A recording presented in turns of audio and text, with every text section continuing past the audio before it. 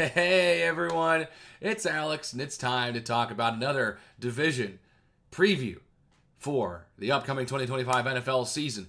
Today we're talking about the AFC South, and I'm going to be real with you guys. I don't love this division this year. I don't think this division is going to be incredibly competitive with the rest of the league, and it's unfortunate because there are some pieces here that these teams can build on. But there's a long way to go for a couple of these teams, and it feels like it's a one-dog race yet again. So let's go ahead and get into it. Real quick, I want to talk about the scheduling for the AFC South this season and how the opponents came to be on who the teams in the AFC South will be playing. So obviously they're playing their 6 divisional games. That's a given every year.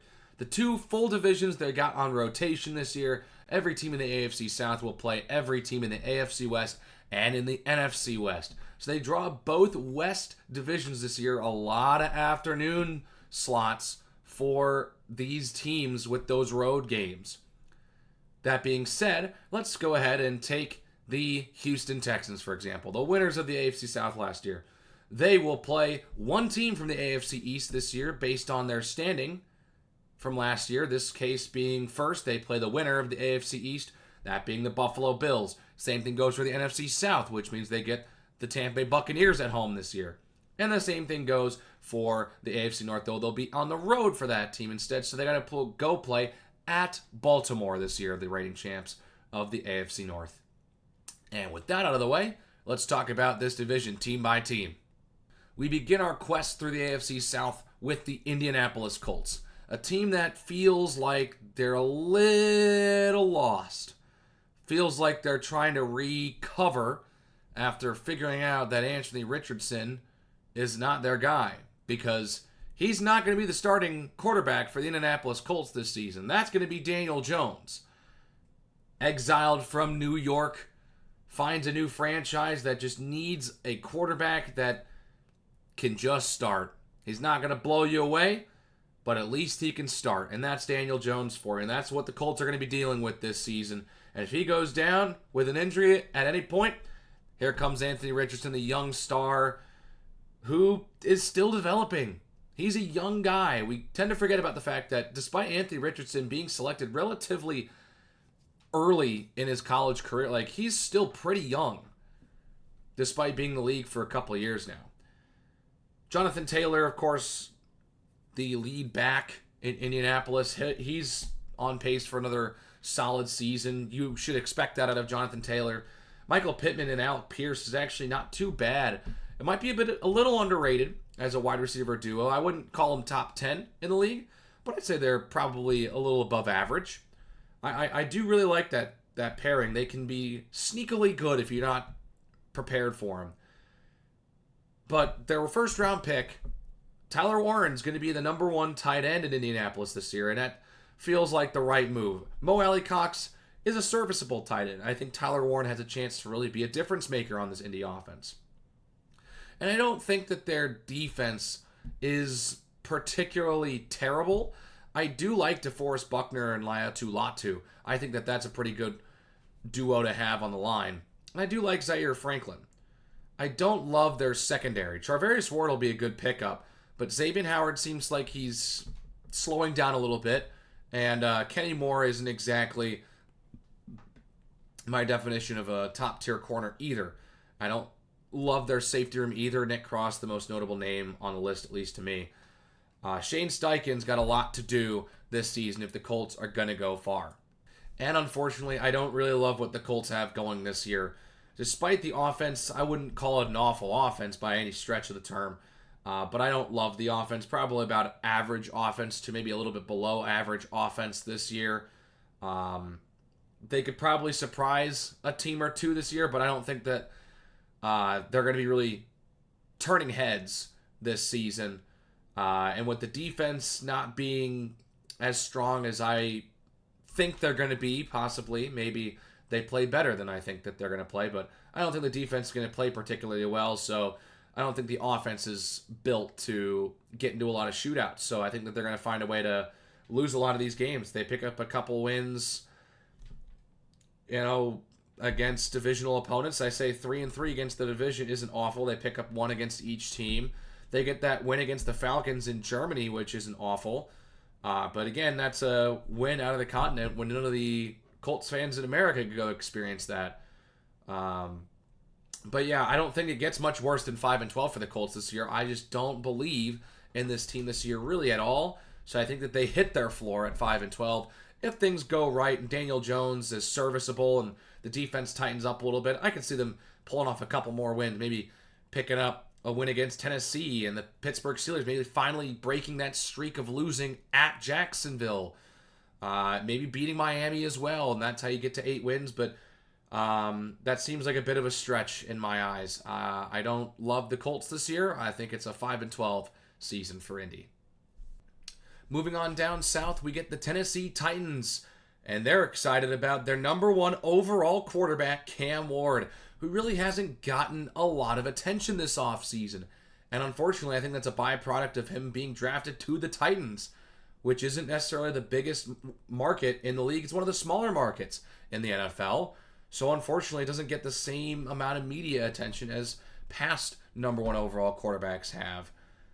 But regardless, I think Cam Ward's a pretty decent prospect, and he could turn out to be something special for the Titans if developed properly. That's a guy who has not been handed everything to him. He's had to work for it. A guy from Incarnate Word, then working up to Washington State, and then playing his senior year at Miami, where he had a nice year. He's going to have an offense that I think could be passable this year. I don't think that this offense is going to be awful. I actually think that Tony Pollard and Tyjae Spears can be a good running back tandem if they're used properly. And I think Tony Pollard needs to have a good season as well to alleviate some pressure from Cam Ward, because I've talked to a couple people, and a lot of people forgot that Tony Pollard even left the Cowboys last year and played in Tennessee last season. Calvin Ridley is an option for receiver 1. I feel like he hasn't been the same since the suspension that he suffered a couple years ago. But he, of course, has his moments where you're like, dang, he's a good receiver. I think the goal for the Titans is to maximize Ridley's potential and have him and Cam Ward build a good chemistry. Same goes for Tyler Lockett. They've got 2 veteran receivers in that locker room for a rookie quarterback. I think that that'll be a good thing. That is a good pickup for the Titans in free agency. And then I think Alec Eilmaner, the rookie wide receiver from Stanford, I think he can be a scarily good receiver this season. He was very underappreciated at Stanford, in my opinion. And if there's one breakout wide receiver from one of the later rounds, I would not be surprised if the breakout receiver in the later rounds of the draft this season is Alec Eilmaner. That guy was pretty dang good at Stanford, I'll tell you that much. I don't love their defense, but their front seven's not too bad. Jeffrey Simmons, T'Vondre Sweat, Cody Barton from Denver is a good pickup. I like that as well. And I think the big thing in their secondary is if they can get L'Jarius Sneed healthy. He didn't play a lot last year. I forgot he was even there. And so I think it's important that L'Jarius Sneed returns to the lockdown corner he was while with the Chiefs. But other than him, the secondary is going to be, I think, the major weak point on this Titans roster. So Brian Callahan, he's got some pieces, but is it going to translate? That's the big question. To me, the answer is no. I don't think that this team is going to find a lot of wins on this schedule. I feel like it's a learning year again. But as opposed to having to go with a guy like Will Levis and Mason Rudolph at points, they've got a rookie quarterback who they can develop.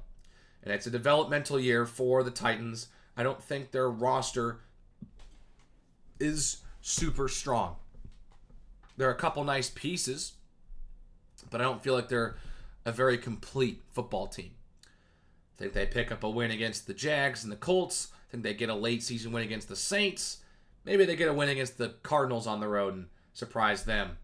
But other than that, it doesn't look like there's a lot of wins on this schedule for me. I don't think that it gets much worse than 4-13 for the Titans as well. I don't think that they get to only 3 wins. I feel like they have to at least improve their win total from last year by 1 game. That being said, if Cam Ward plays a little bit above what we all expect him to do with this offense, maybe they pick up a win against the Browns, the Patriots, maybe they surprise the Raiders on the road or sweep the Colts, and they get up to 7 wins and have some nice pieces for next season in 2026. But as it stands right now, I don't love what the Titans have going right this season.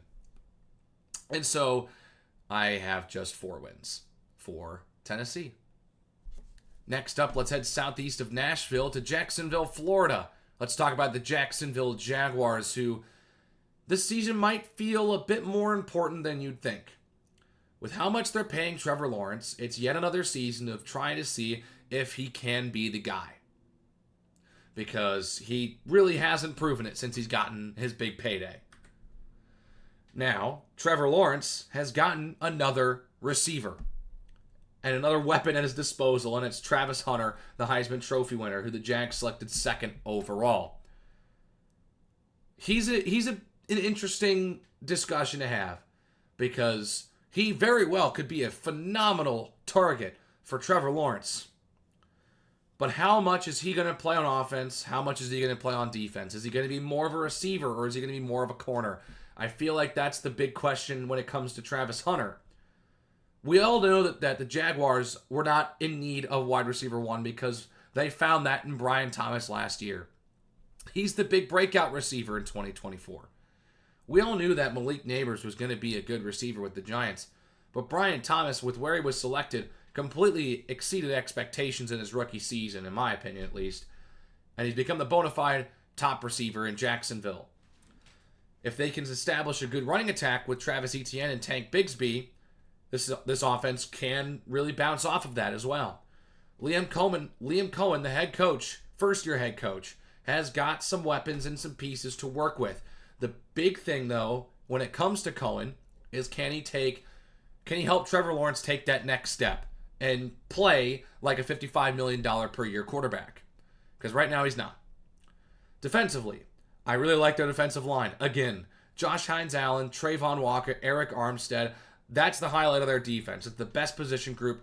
That is a lethal group.